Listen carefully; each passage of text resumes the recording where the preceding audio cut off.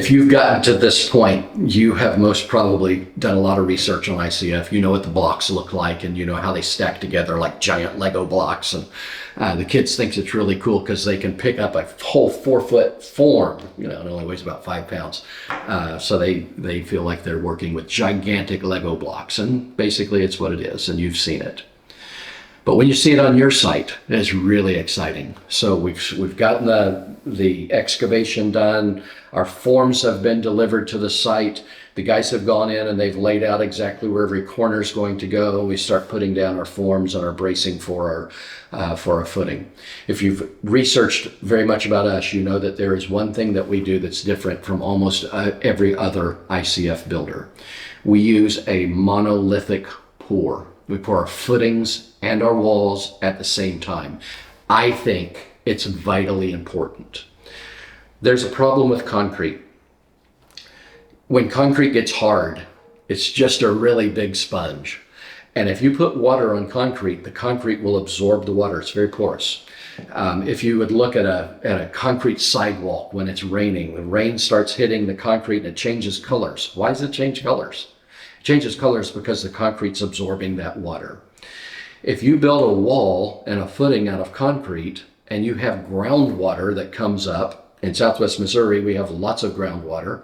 If you have water that has come down, that's run off or whatever, and that has gone down into the ground and is trying to work its way through your wall, that's called hydronic pressure. And the earth can push the water right through the concrete wall. That's why our basements are so damp, because the water is being pushed through the wall. We don't want that. Our monopore will eliminate a big part of that. The monopore is the footings. An ICF footing is at least 2 feet wide and at least 1 foot tall.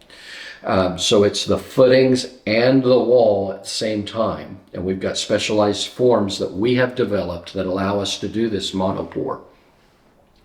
It eliminates what's called the cold break.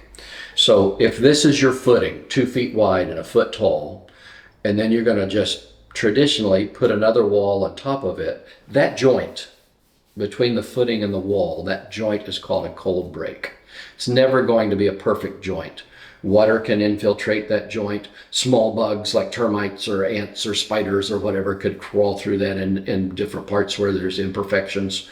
We don't want that. We want to eliminate that. And our monolithic pour allows us to do that. So we're going to pour from the footing, from the ground, all the way to however high we're pouring on that particular pour. It's going to be at least the height of the basement.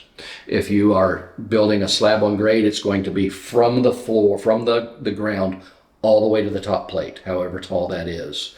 And that eliminates that cold break.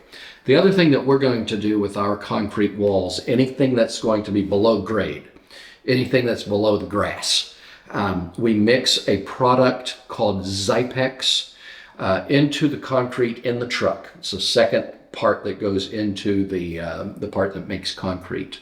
And it gets mixed in the truck from the ready mix plant all the way to the job site. The Xypex makes the concrete waterproof. It prevents any water from coming up through the bottom of the footing. It prevents the earth from being able to force the water through the walls and into the living area of the house. It has what's called a crystalline reaction with the water.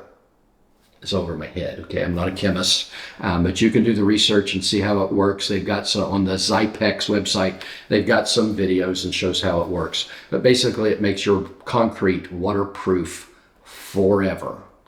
And again, we pour that in a monolithic pour.